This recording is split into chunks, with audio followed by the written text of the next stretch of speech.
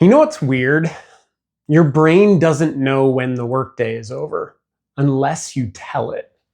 And most of us don't. We just walk in the door feeling all the stress of the day, phone still buzzing in our pocket, brain still processing that annoying email from 4:32 p.m., and try to be present with the people that we love. But we're not really there, are we?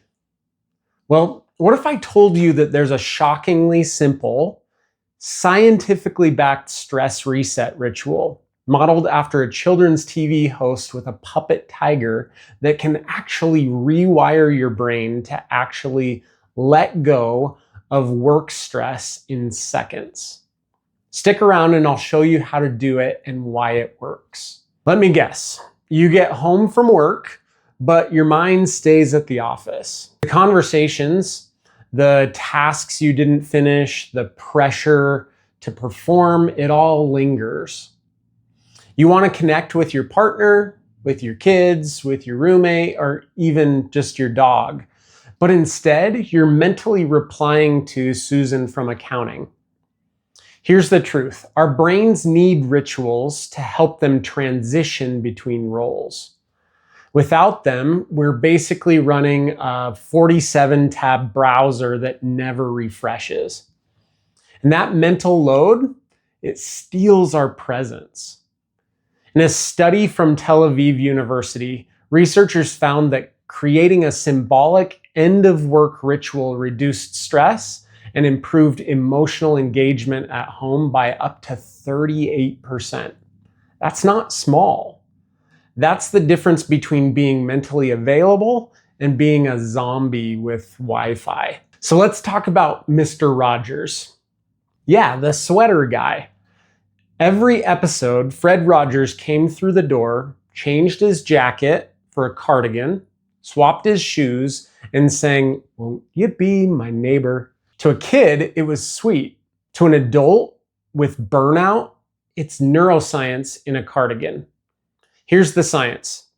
These small repeated actions serve as transitional cues to the brain. They say, hey, that was then, and this is now. So here's what I do.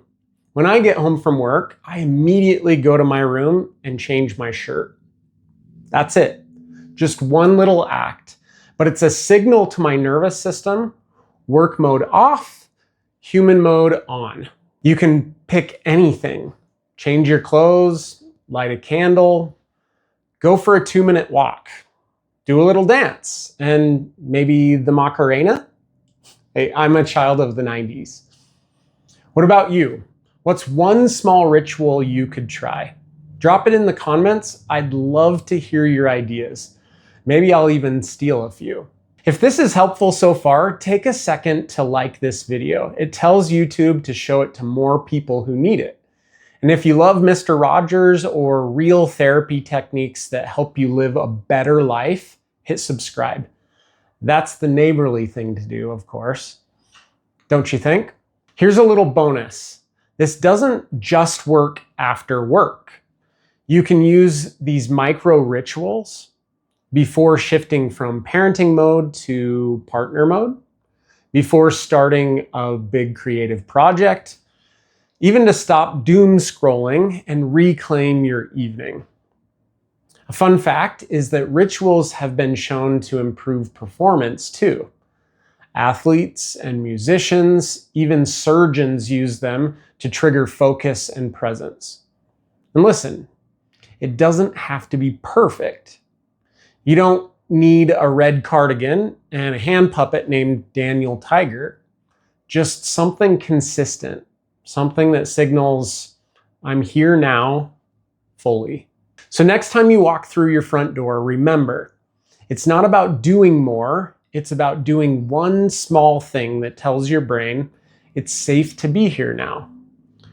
Try the Mr. Rogers technique. And if you do, drop a comment and let me know what ritual you're using. I might even feature a few in an upcoming video.